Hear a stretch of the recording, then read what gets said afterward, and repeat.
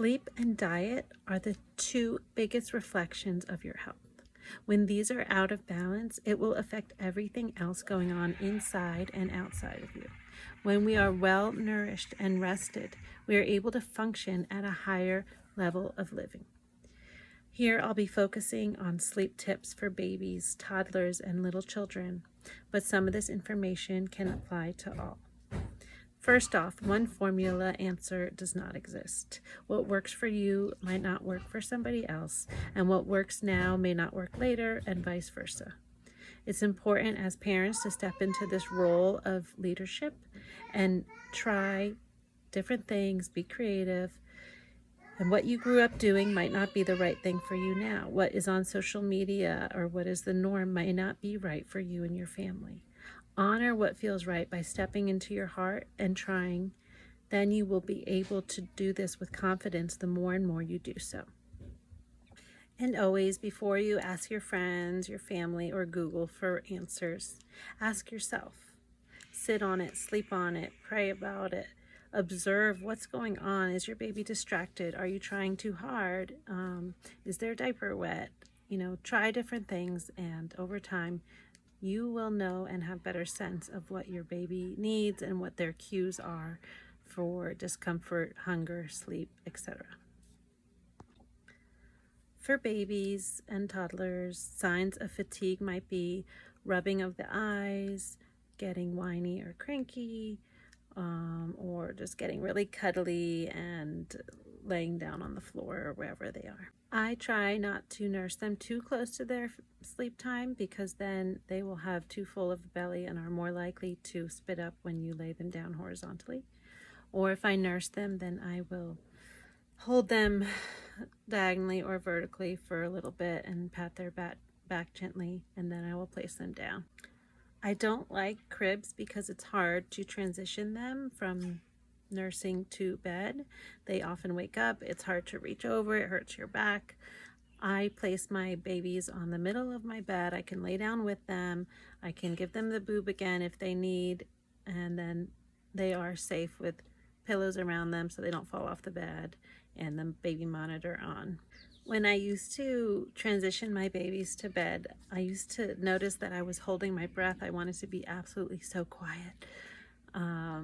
But now I'm knowing that the more breath I have, the more comfortable and relaxed they feel. And so I allow myself to breathe deeply, and it comforts them to hear mother's breath.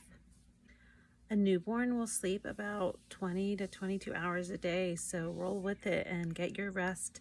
This is designed perfectly for the mother to be able to have that healing and recuperation time. I say the first month or two of a baby's life is going to be very irregular. There's going to be no normal, so don't try and think, oh, is this normal or not?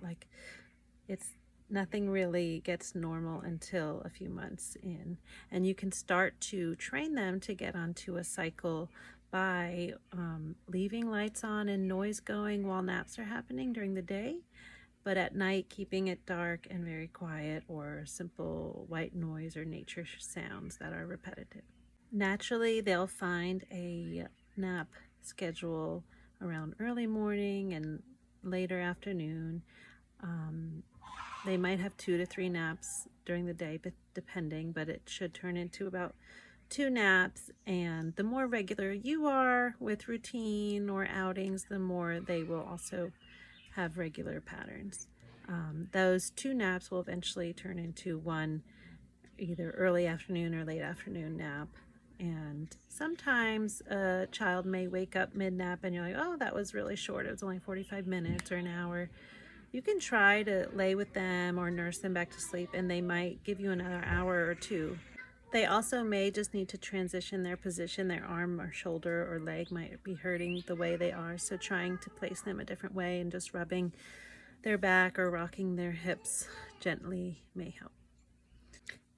Mothers, in the early years, rest when your baby is resting. I know that might only be possible for mothers with 1 or 2 children, but if you can rest. It will help you, and your to-do list can wait. If you can't rest, you can at least do one thing that can nourish you, maybe making a warm cup of coffee or tea that you like, reading a book for 5 minutes, stretching on the floor, listening to your favorite song while sweeping. Or you might need some mental stimulation, and listening to a podcast or a YouTube channel may help you while you're picking up sticks all around the house. If baby does not let you leave their side while nursing and you can't transition them to sleep, it's okay to rest and lay with them on you for an hour or two. It's helpful to teach the difference to your baby or child, the difference between nap time and bedtime. And this can include a similarly structured routine that works for you and your family. For example, after dinner, you can go on a walk, come back, wash up, bath, brush teeth, potty, go in the room, jammies, dim light on, 3 books, snuggle kiss, lights out, repeat I love you and sweet dreams, good night, see you in the morning. Done.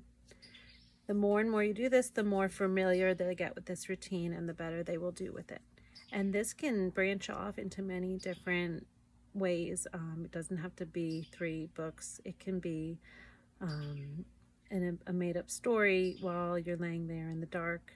You can do some ohms with them. You can do a prayer with them. You can light a candle with them and they blow it out so that they are the ones in charge of blowing out the light. You can ask them a question or let them know about the day tomorrow. You can play a game where they ask you a question. You say, you can ask me any question in the world, and let them think, and you may be surprised with what they come up with. Children often like to hear stories about when you were a child and be able to relate and think about and understand you better as their parent. So be creative with this, have fun. They do like repetition of stories or books or some structured routine. And instead of just asking them a question like, how was your day, or what was good about your day, ask things like, what made you feel happy today, or what made you frustrated today, or what's something you'd like to do tomorrow that I can do with you. And when you give them that power to speak and tap into their feelings, it helps them grow and it helps you understand what their needs might be for the next day. We co-sleep now. We have a bedside crib, but our 8-month-old usually ends up just laying next to us in the bed.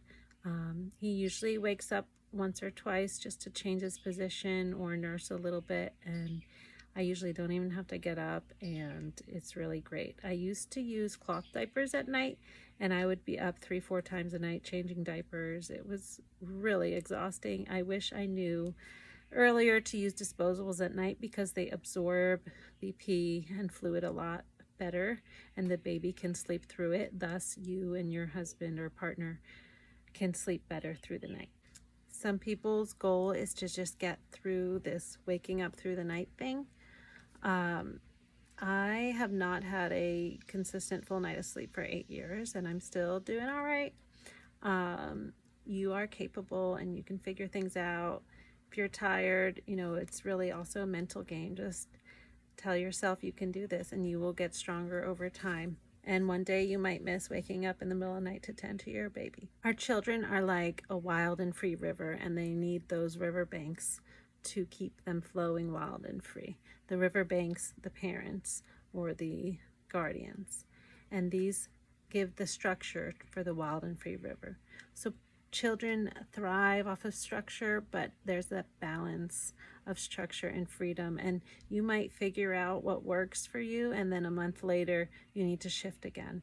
And honestly, being a parent of 4 kids, I'm constantly shifting based on the season or their growth or what foods are in the house or what's going on emotionally, and it's always a constant adjustment and shift. I try and go back to things I've done before and try them again with different kids. What works for one might not work for another, so there's no easy answer, but it's helpful to talk about things, to share what's going on with you. So if you do have any specific struggles or questions, please do comment. If you like this, please subscribe and like so you can hear more stuff like this. And if you have any tips for sleep, please share, because you might be helping another mother who needs your help. Thank you. Good luck.